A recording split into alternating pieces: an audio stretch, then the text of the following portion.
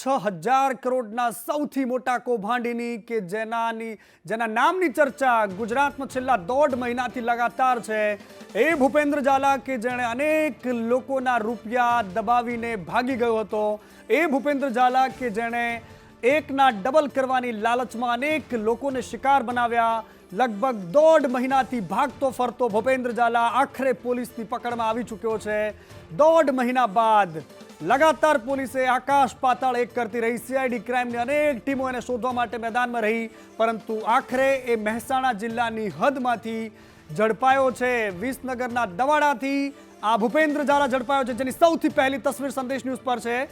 ધરપકડ બાદની સૌથી પહેલી તસવીર તમે જોઈ શકો છો કે કેવી રીતે અત્યાર સુધીમાં નાસ્તો ફરતો એ મહાઠગ આખરે આ સંદેશ ન્યૂઝની સ્ક્રીન પર તમે જુઓ છો કે કેવી રીતે મહેસાણાના દવાડાથી ઝડપાયો છે।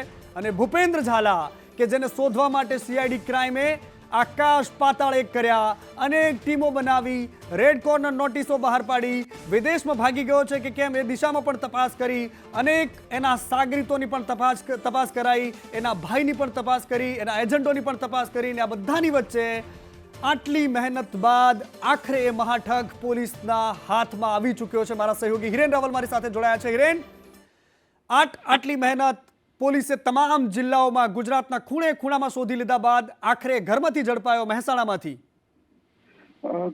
સીઆઈડીની ટીમને અગાઉથી અંદાજ હતો કે ગુજરાતમાં જ ક્યાંક હજુ એ ફરી રહ્યો છે, ને એટલા જ માટે ગુજરાતમાં અલગ અલગ જગ્યાઓ પર ટીમોએ ગઈકાલથી સર્ચ શરૂ કર્યું હતું।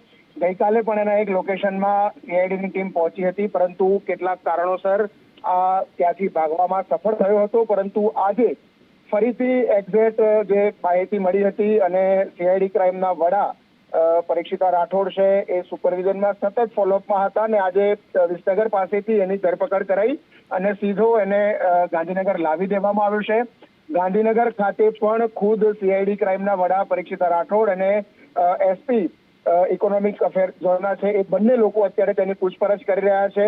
આટલા દિવસ સુધી ક્યાં હતો, કોની સાથે હતો, કોની સાથે ફર્યો, એની પણ પૂછપરછ કરી રહી છે। એની ધરપકડ પાછળની મહત્વની કડી એનો ભાઈ કે જેની ગઈકાલે જ અટકાયત સીઆઈડી ક્રાઇમે કરી હતી અને એને અટકાયત કરી ગાંધીનગર એને લાવવામાં આવ્યો હતો।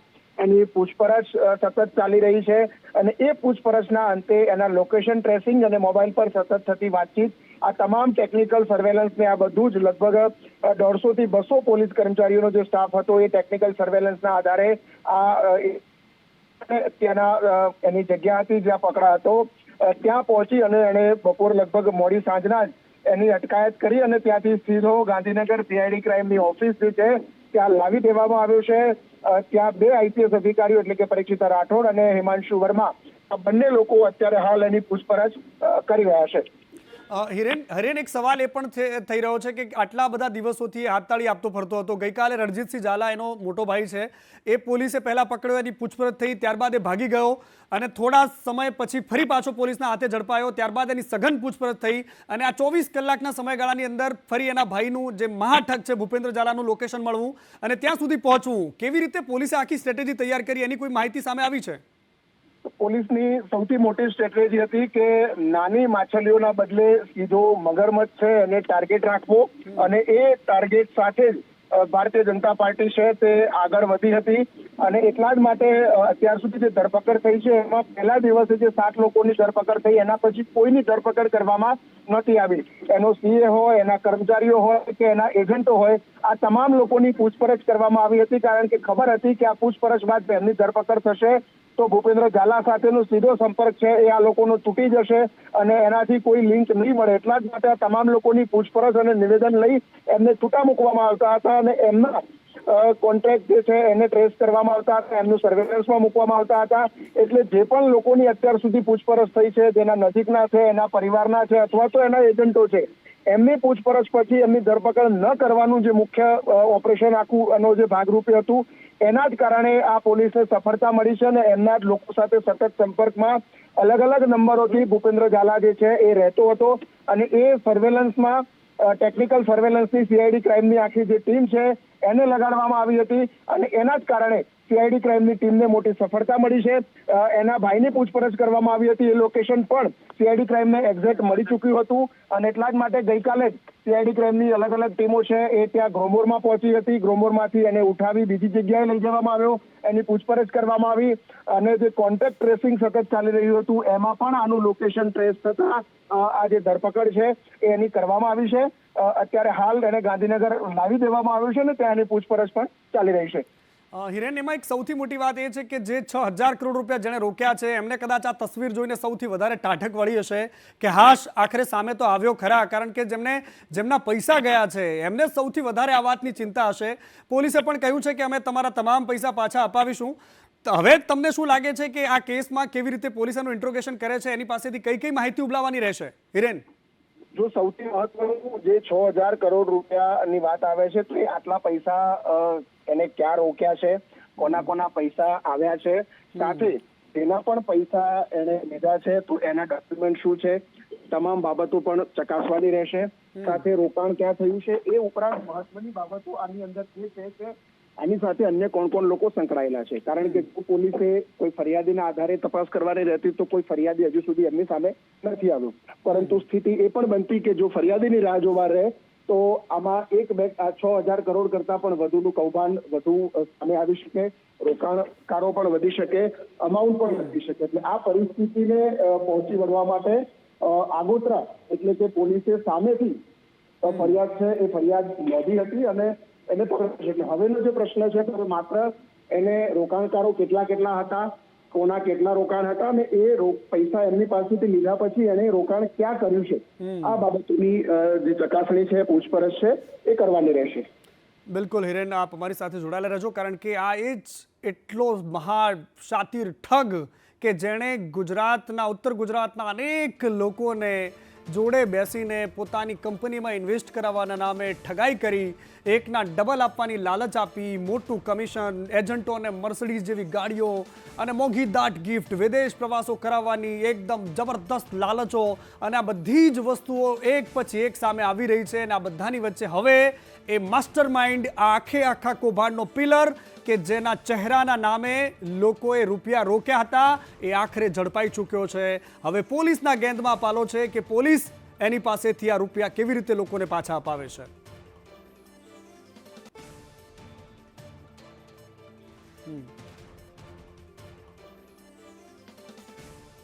હિરેન, તમે અત્યારે સીઆઈડી ક્રાઇમની ઓફિસે પહોંચ્યા છો, ત્યાં અત્યારે કેવો માહોલ જોવા મળી રહ્યો છે? અત્યારે મને જ્યાં સુધી ઇનપુટ મળ્યા છે કે ભૂપેન્દ્ર ઝાલા પણ આ જ ઓફિસમાં છે. હિરેન, સીઆઈડી ક્રાઇમની એસપી ઇકોનોમિક અફેર્સ જે બેસે છે એ કચેરી કે જ્યાં ભૂપેન્દ્ર ઝાલા છે એને લાવી દેવામાં આવ્યો છે. આ જ કચેરી છે આર્થિક ગુના નિવારણ બ્રાન્ચ, અને અહીંયા અત્યારે ભૂપેન્દ્ર ઝાલાની પૂછપરછ છે તે પણ કરવામાં આવી રહી છે.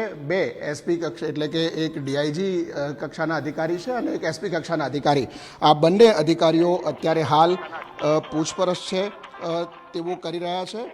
સ્વાભાવિક રીતે એને અરેસ્ટ કર્યા પછી તરત જ સીધો અહીંયા લાવી દેવામાં આવ્યો છે અને અહીંયા એની પૂછપરછ ચાલી રહી છે. આ દ્રશ્યો મીડિયા અહીંયા પહોંચતા જ આ દરવાજા છે એ પણ સીઆઈડી ક્રાઇમની ઓફિસ છે એના બંધ કરવામાં આવ્યા છે. સ્વાભાવિક રીતે જ એની ધરપકડ કર્યા પછી એને અહીંયા લાવી અને જે વધુ પૂછપરછ છે એ અત્યારે કરવામાં આવી રહી છે. જે મહત્વના મુદ્દાઓ અત્યાર સુધી તપાસના છે એ ક્યાં ભૂપેન્દ્ર ઝાલા ગયો છે, કોને મળ્યો છે, આ તમામ બાબતો છે એના તરફી તપાસ છે તે સીઆઈડી ક્રાઇમની ટીમ છે હવે કરશે. આ ઉપરાંત અગાઉ જે 7 લોકો પકડાયેલા છે એ 7 લોકો સિવાય એના એજન્ટો કોણ છે, એજન્ટોને કમિશન કેટલું મળતું હતું, શું મળતું હતું, એ તમામ બાબતો છે એની પણ પૂછપરછ આની અંદર કરવામાં આવશે. આજે એની ધરપકડ બતાવવામાં આવી છે એટલે સ્વાભાવિક રીતે આવતીકાલે 24 કલાક પહેલાં એને અમદાવાદ કોર્ટની અંદર રજૂ કરવામાં આવશે. આ ઉપરાંત એણે જે ટેલેન્ટ પુલ એટલે કે એને જે ગ્રોમોર ફાઉન્ડેશન અને સ્કૂલ ચલાવતો હતો એટલે ખરીદી હતી એના પૈસા એટલે લગભગ 90 લાખ કરતાં વધુની રકમ એને ટેલેન્ટ પુલની ઉપાડી લીધી હતી શિક્ષકોના ખાતામાં નાખીને. તો એ બાબતે પણ એની પૂછપરછ અને એની તપાસ એની સામે થશે. આ ઉપરાંત એસટી એટલે કે અનુસૂચિત જનજાતિની જે શિષ્યવૃત્તિ હતી એ શિષ્યવૃત્તિના પૈસા પણ એને ક્યાં રોક્યા છે. આ ઉપરાંત જે રોકાણકારો છે એ રોકાણકારોના પૈસા તો લીધા હતા પરંતુ એ પૈસાનું રોકાણ શેમાં કર્યું છે અત્યાર જી. સુધી જે સંપત્તિ સામે આવી છે એ સંપત્તિ અને રોકાણનો આંકડો હજી સુધી મેચ નથી થતો. તો રોકાણ ક્યાં અલગ અલગ જગ્યાઓ જી, પર હિરેન. કરવામાં આવ્યું છે, પોન્જી જી. સ્કીમ છે તો એનું રોકાણ અન્ય જગ્યાઓ પર એટલે કે બિલકુલ. શેર માર્કેટમાં ક્યાંય કરવામાં આવ્યું છે કે બિટકોઇનની અંદર કરવામાં આવ્યું છે, એ તમામ બાબતો છે, એ તમામ બિલકુલ. બાબતોની તપાસ છે, બિલકુલ, એ પણ એની પૂછપરછની અંદર સામે આવશે. આ ઉપરાંત અન્ય જે બાબતો છે કે જેની અત્યાર સુધી લગભગ ઓકે. 1 મહિના કરતા વધુ સમય થયો હતો. બિલકુલ બિલકુલ હિરેન, આપ અમારી સાથે બનેલા રહેજો. જ્યારે પણ જરૂર પડશે તો અમે તમારી પાસેથી વિગત મેળવતા રહીશું. પરંતુ આ સૌથી મોટા સવાલ સાથે આ ભૂપેન્દ્ર ઝાલા ઝડપાયો છે કે આખરે રોકાણકારોના 6,000 કરોડ રૂપિયા પાછા કેવી રીતે મળે છે.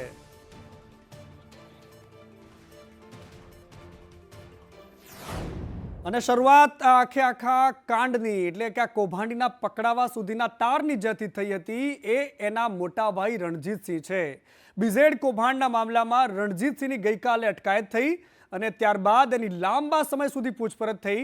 સીઆઈડી ક્રાઇમ દ્વારા એની પૂછપરછ થઈ અને ત્યારબાદ એની ભૂપેન્દ્ર સાથેના સંપર્ક અંગેની પૂછપરછ થઈ, લોકેશન સંદર્ભે પૂછપરછ થઈ અને ત્યારબાદ ખુલ્યા તાર કે જ્યાં કૌભાંડી છુપાયો હતો એની તમામ વિગતો ત્યાંથી મળી કે જે એના ભાઈએ પોપટની જેમ બોલવાની શરૂ કરી. 4 મુખ્ય કંપનીઓમાં ઓડિટ રિપોર્ટ સામે આવ્યો, 95 કરોડ પરત કરવાના બાકી હોવાનું પણ સામે આવ્યું. બીઝેડ ફાઇનાન્સની તપાસ મામલે પણ મહત્વની વાત એ છે કે એના ભાઈએ પણ પોપટની જેમ બોલવાનું શરૂ કર્યું છે. હવે જોવાનું એ છે કે આ માસ્ટર માઇન્ડ, આ મુખ્ય કૌભાંડી ભૂપેન્દ્ર ઝાલા પોતાની તપાસમાં કઈ કઈ વાતો ઉગલે છે. અને હવે વાત કરવી છે પીએમજે કૌભાંડની કે આ કૌભાંડમાં પણ જેને કામ આપ્યું હતું ઇન્સ્પેક્શનનું એ વાડ ચીભડા ગળવા લાગી. મિલાપ પટેલ નામનો એક કર્મચારી કે જેના સહિત 3 લોકોના 30 તારીખ સુધીના રિમાન્ડ કોર્ટમાં માંગવામાં આવ્યા. સરકારી વકીલની ધારદાર રજૂઆત, કાયદાકીય પ્રક્રિયાથી વિપરીત કામગીરી કરીને આ કાર્ડ કર્યું છે તેવી વાત કરી. પીએમજે કાર્ડ ન હોય તેમને કાર્ડ કઢાવી આપતા હતા તેવું નિવેદન નિખિલ પારેખે આપ્યું છે. અને એમણે એમ પણ કહ્યું છે કે નિમેશ જોડિયા સિસ્ટમમાં છેડછાડ કરતો હતો, પૈસા લઈને કોડ અપ્રુવલ કરતો હતો અને મિલાપ એ ગ્રુપમાં હતો કે જેનું કામ હતું કે પીએમજેનો કોઈ દુરુપયોગ તો નથી કરતું ને, આ એ જ મિલાપ ખુદ કૌભાંડ કરતો હતો.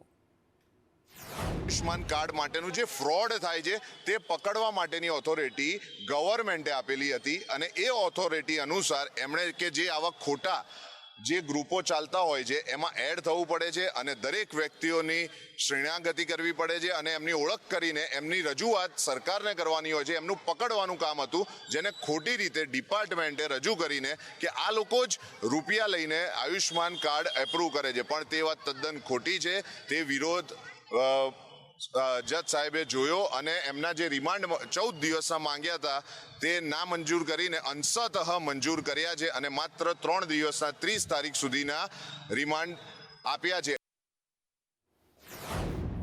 તો પીએમજેના કૌભાંડ મામલે ડેપ્યુટી ડાયરેક્ટર યુબી ગાંધીએ નિવેદન આપતા કહ્યું કે મિલાપ પટેલ ડીસીપી તરીકે કામ કરતો હતો, ડીપીસી તરીકે કામ કરતો હતો, પ્રોજેક્ટ ઓફિસર તરીકે એનું કામ હતું. યુબી ગાંધીએ કહ્યું છે આ વાત અને મિલાપનું કામ હોસ્પિટલ ફરિયાદ બાબતે સમીક્ષા કરવાનું હતું. મિલાપ પટેલ ડીપીસી તરીકે ફિલ્ડમાં કામ કરતા હતા અને છેલ્લા 100 વર્ષથી પીએમજે કચેરીમાં એમની ટ્રાન્સફર કરીને એમને પ્રોજેક્ટ ઓફિસર તરીકે અહીંયા કામગીરી સોંપી લીધી. Project officer M&D monitoring and evaluation એટલે જે બધી ફરિયાદો અને હોસ્પિટલોની આવે એનું બધું સંકલન કરવાનું અને એના અનુસંધાને મિટિંગો ગોઠવીને જે પણ યોગ્ય નિર્ણય લેવાય એ હોસ્પિટલોને જાણ કરવાની એમની મુખ્ય કામગીરી હતી. તો આ અંગે આરોગ્ય મંત્રી ઋષિકેશ પટેલને પૂછવામાં આવ્યું તો એમણે કહ્યું કે કોઈ પણ આરોપી હશે અને નહીં છોડવામાં આવે. ઋષિકેશ પટેલે ભાવનગરમાં આ પ્રકારનું નિવેદન આપ્યું છે. કે આ આખો પોલીસ તપાસનો વિષય છે ને, પોલીસ તપાસમાં ખુલ્લા હાથે એને જે તપાસની અંદર જ્યાં પણ શંકા પડે ત્યાં એના પગલાં ભરી શકે છે. એમાં ખ્યાતિ હોય કે બીજી કોઈ હોસ્પિટલ હોય કે જે અત્યારે રેડાર ઉપર નથી આવીને એ પણ એમના ધ્યાને આવે તો દે કેન ટેક એક્શન. અને હવે વાત કરવી છે કચ્છના માંડવીના દરિયા કિનારે એક વિડીયો આવ્યો સામે અને વિડીયોમાં એક ભાઈ સાહેબ બોલી રહ્યા છે કે દારૂ લઈ લો, દારૂ કચ્છ આવ્યા ને દારૂ ન પીધો તો શું પીધું. એનો વિડીયો તમે ધ્યાનથી સાંભળી લો. ભાઈ આવી જાઓ, માંડવી બીચ આવ્યા ને દારૂ ન પીધો તો શું કર્યો, આવી જાઓ, દારૂ લો, દારૂ લો. આશરમજનક તસવીરો ગુજરાત પોલીસ માટે હતી અને બીજી બાજુ અમદાવાદના સરખેજ પોલીસની હુક્કા બાર પર રેડ પડી. પોલીસે ગેરકાયદેસર હુક્કા બાર પર રેડ પાડી. મમદપુરા લશુ કાફે એન્ડ લોન્ચ પર રેડ પાડવામાં આવી. હુક્કા બારમાંથી 38,000થી વધારેનો મુદ્દામાલ કબજે કરાયો છે. હર્બલ ફ્લેવરની અંદર નિકોટિન યુક્ત ફ્લેવર વાપરતા હતા અને પોલીસે હુક્કા બારનો સામાન પણ જપ્ત કર્યો છે.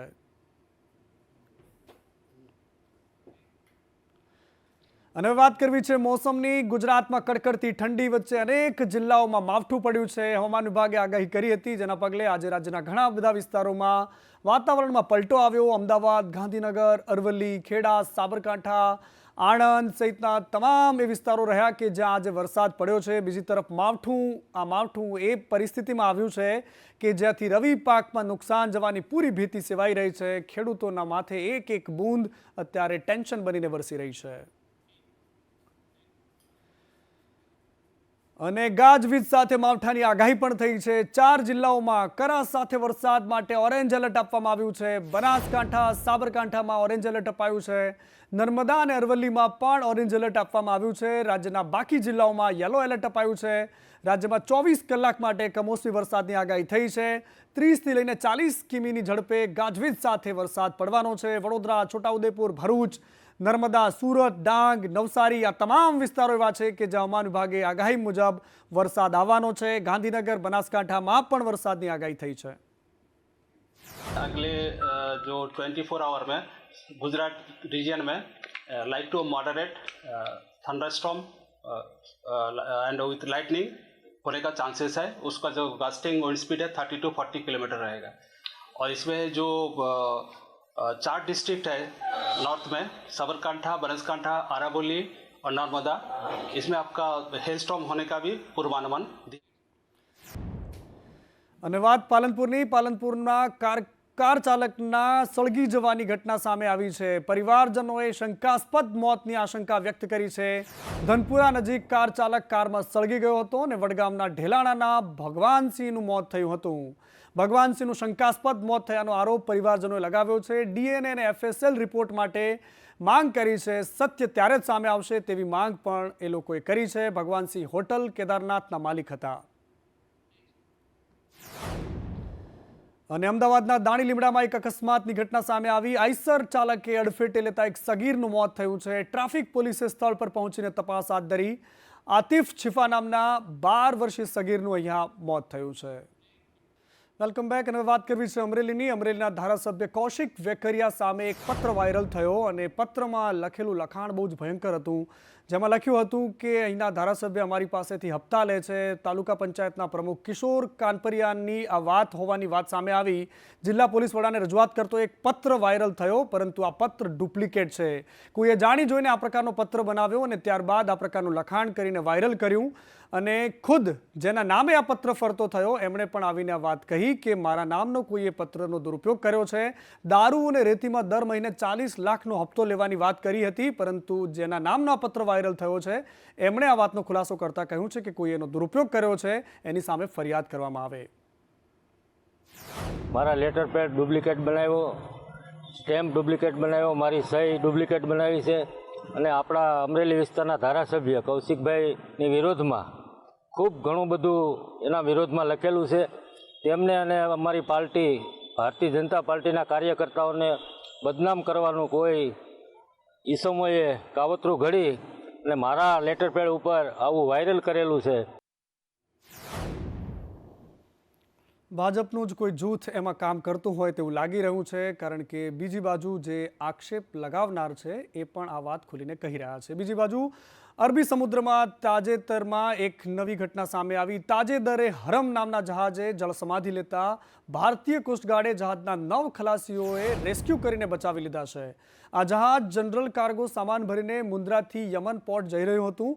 તે દરમિયાન 26 તારીખના રોજ જહાજમાં કોઈ કારણોસર પાણી ભરાવાનું શરૂ થયું અને દરિયામાં જળસમાધિ લીધી હતી. જહાજ ડૂબે તે પહેલાં જ ઇમરજન્સી અંગે MRCC મુંબઈને જાણ થતાં તેઓએ ભારતીય કોસ્ટગાર્ડ હેડક્વાર્ટર નોર્થ વેસ્ટને તથા સમગ્ર એરિયાને એલર્ટ કરી નાખ્યો અને ઇમરજન્સી અંગે જાણકારી આપી હતી અને ત્યારબાદ આ બચાવ કામગીરી કરવામાં આવી હતી.